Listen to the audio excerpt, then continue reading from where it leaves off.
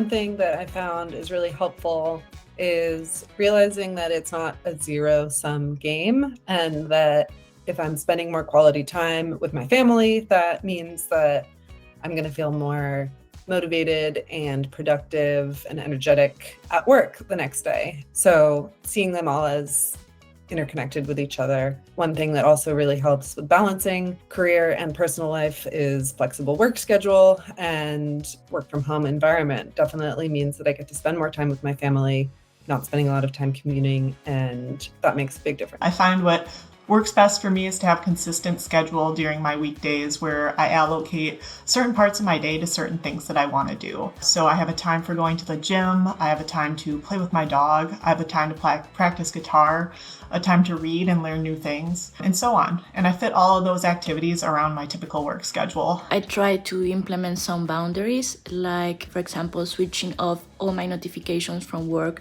after work hours, or not doing personal things on my professional computer, and also planning ahead all the events and activities that I want to do on my personal life so they don't collide with my professional life. I think for me it's all about the intuition and listening to myself and to my body and to my environment to know what's the focus, what's the main focus on that particular time. And for me what is also very important is basically having a clear boundaries and clear priority, which for me is family. So I'm not gonna work past my kid's bedtime because I want to spend time with him, I want to put him to sleep.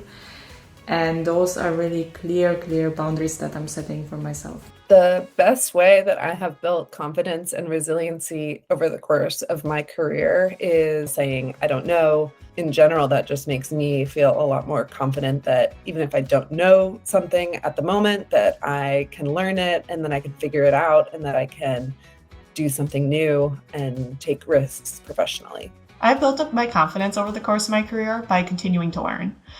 Learning something new and applying those new skills to my job really helps me improve my performance and can help me be more effective at solving the problems that I might face in my role. To keep learning and being curious, because that helps me to evolve in my career. So I was setting myself goals that were bigger than what I was thinking I can achieve or I can do.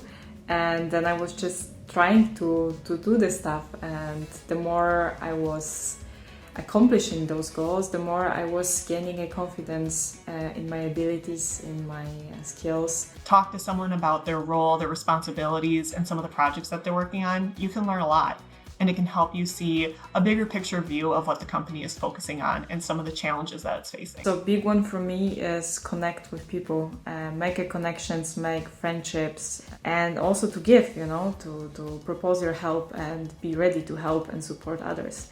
Because if you want to get a support, you should be able to support others too. The biggest piece of advice I would give to women looking to grow their career is to maintain their authenticity.